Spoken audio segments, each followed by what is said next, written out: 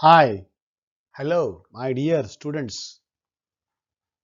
Hope you are doing better at your stay home because stay home is stay safe. Nowadays, you might have observing or listening to the media or anyone, any source that second wave of corona is increasing. Graph is showing peak. So kindly stay home so that you are safe.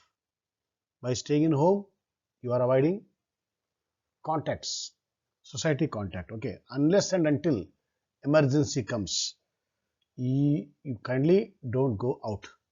So for few weeks, especially April and the May month, if we can take care, I think we can bring down the corona graph.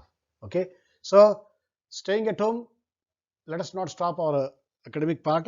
So we will be discussing small topics through online mode. So therefore, in our previous session, we understood regarding the states of matter plus solid state. Now today, we are going to understand second state of matter, that is liquid state.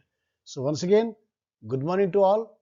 With this, I welcome you all for today's session on the second state of matter, that is liquid state. Right.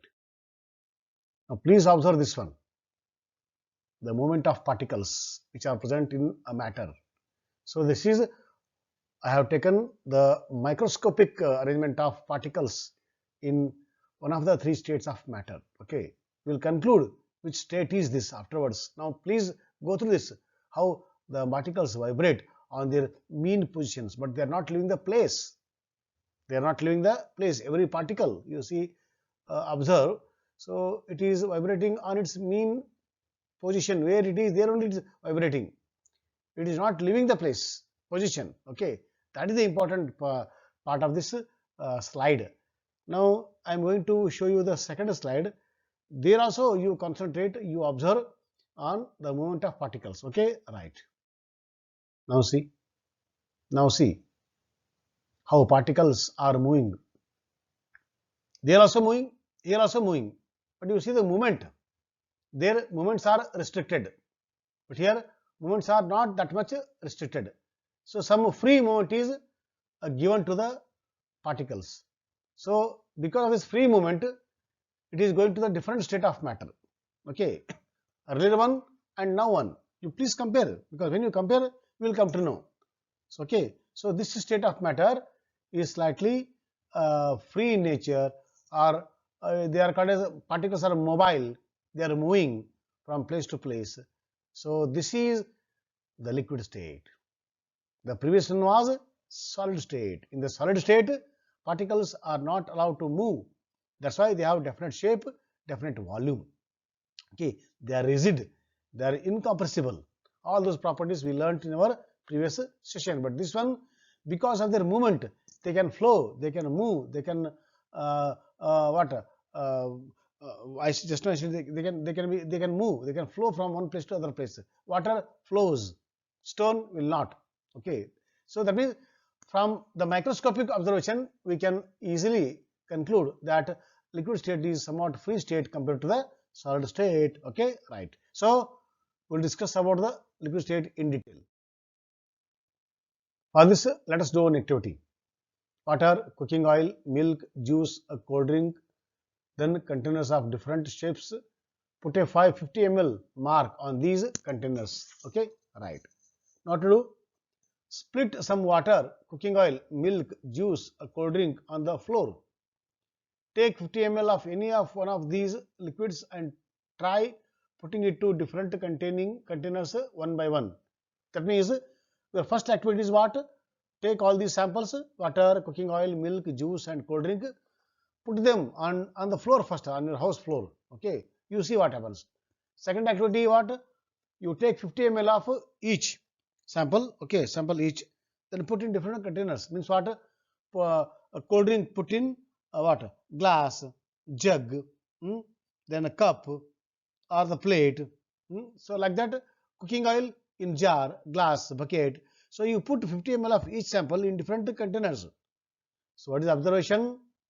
When any of these liquids is split on the floor, it spreads. Liquid spreads.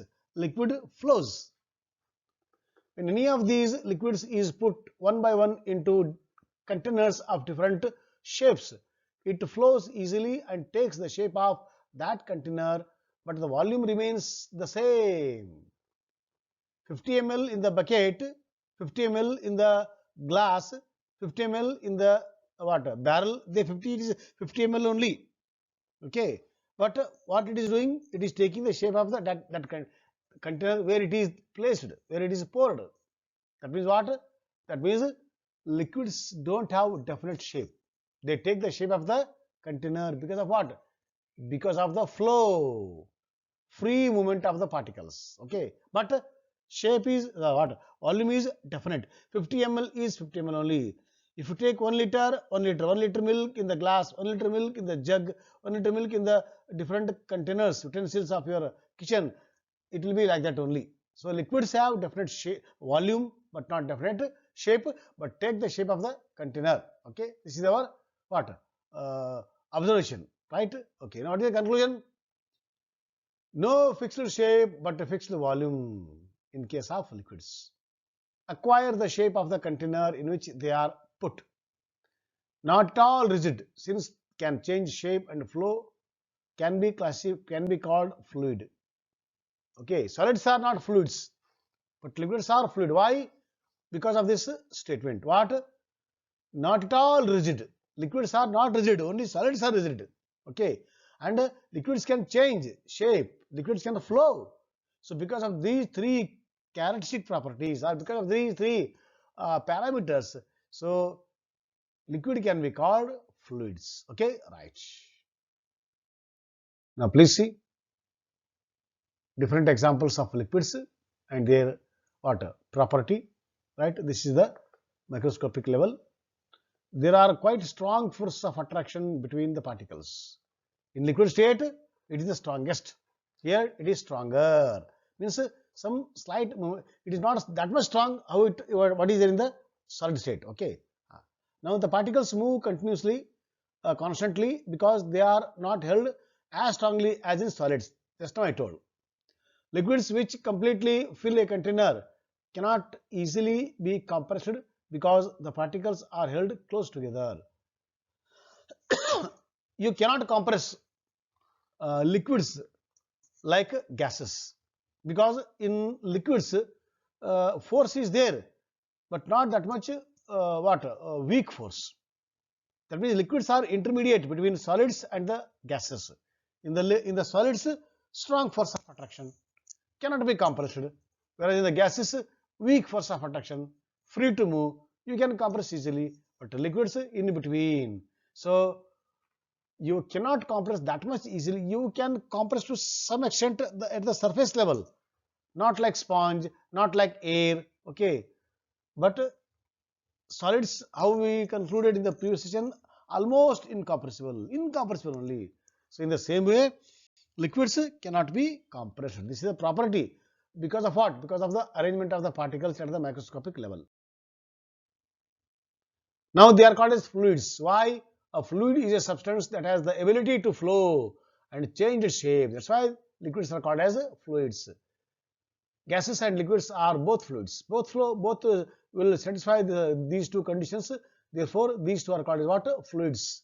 Liquids have a definite volume and are considered to be incompressible. Gases do not have a definite volume. You can compare between the liquid solid, liquid gas like that. Okay, right. So what is the conclusion now? Conclusion is liquids. Point number one, no fixed shape, but fixed volume. A liquid has no fixed shape, but has a fixed volume and not be squashed. What is squashed? Compressibility. Okay. How tomato can be compressed to make a tomato squash. Okay. So like that, you cannot compress liquids. So it is difficult, right? Okay, because they are held together by stronger force of attraction. That's why they cannot be compressed. So okay, my dears, Students, hope we understood the second state of matter. Now in our sessions to come, we discuss last state of matter, that is gaseous state. Then we go ahead with the remaining part of the remaining content of the chapter. Till then, have a nice time and keep studying. Thank you, my dear students.